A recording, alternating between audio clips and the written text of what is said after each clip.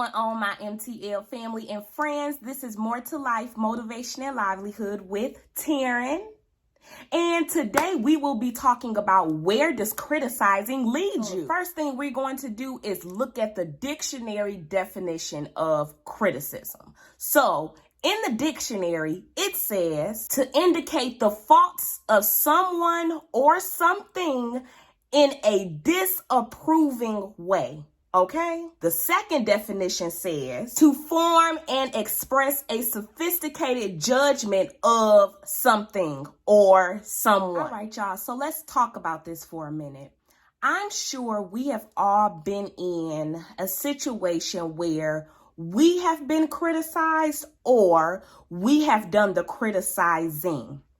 Now, either way, criticizing in general can be a very uncomfortable situation to deal with. Some people don't know how to really provide criticism, and I'm going to talk about this a little later.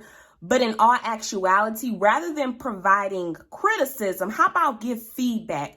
And I'm going to go into the difference shortly. People can come across so rude, so disrespectful when they're trying to tell you something that has not satisfied them. When they try to tell you, you didn't meet the standards or you didn't meet up to this specific criteria. They just don't know how to communicate that effectively. And when people are unable to communicate their concerns with you effectively, that can lead to rejection, that can lead to resentment, and that can also lead to justification. When you come at somebody and you come at them the wrong way, they're listening. So people hear you, but when you're not respectful and when you're not talking to them like a human being, honestly, that information is going into one ear and out of the other. And sadly, at that point, the individual may start to resent you, right? Because they really don't want to hear you degrading them and belittling them. So they won't care what you have to say, and nothing you're saying to them is going to encourage them to fix the situation or whatever you're having a concern with. They're going to resent you. Now, as far as rejection, they're not going to want to talk to you. They're going to feel as if they can't approach you and they can't come to you about certain situations. This can be professionally, this can be personally in your home life. Okay, but when people feel like they can't come to you about things or talk to you about specific situations because of the way you will react, they reject you. I am sure we have all experienced this when you try to give criticism to someone and they deny it. That's not what I did. Oh, no, I did do that. That's not how you told me to do that. They justify it. Oh, well, I tried, but it doesn't matter because I did it anyway. They justify it because of the way you most likely came at them, the way you presented your criticism. They didn't accept it. We just have to keep in the back of our mind, if we are the ones that are giving the criticism, how will this make that individual feel?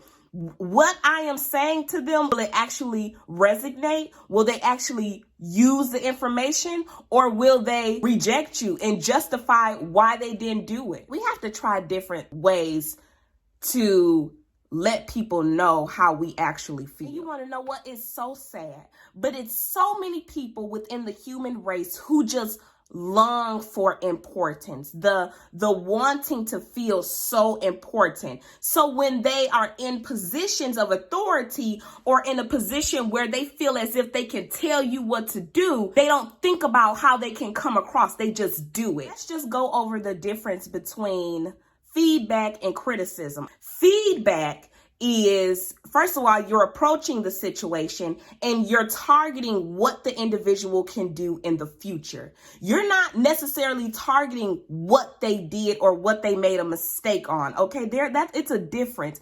With criticizing, you're mainly focusing on what happened, what made you angry, and what they did not do right.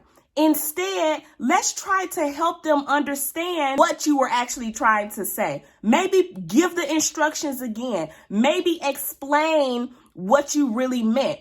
check yourself. Sometimes it just falls back on the person who is actually providing the feedback or criticism.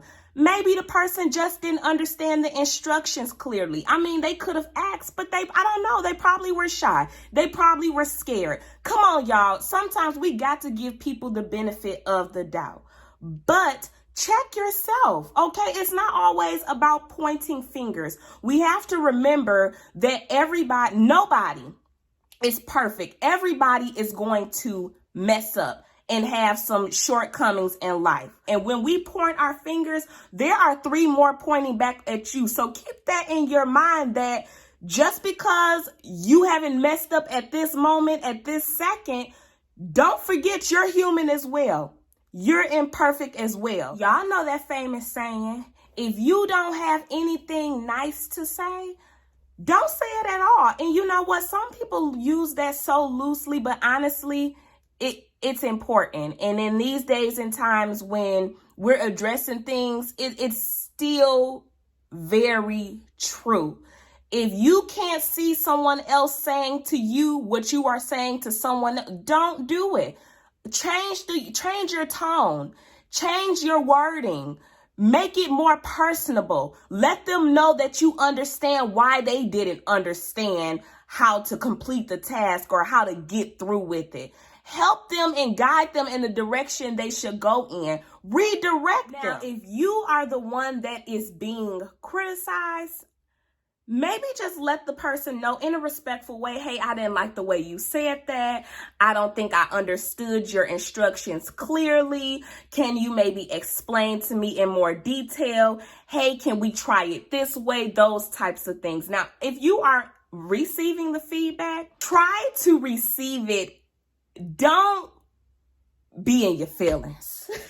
There's always room for growth. There's always room for improvement. And honestly, everybody is not out to get you. We have to remember that as well, because we as a human race, sometimes we can be very sensitive. It's not always the one who's providing the feedback.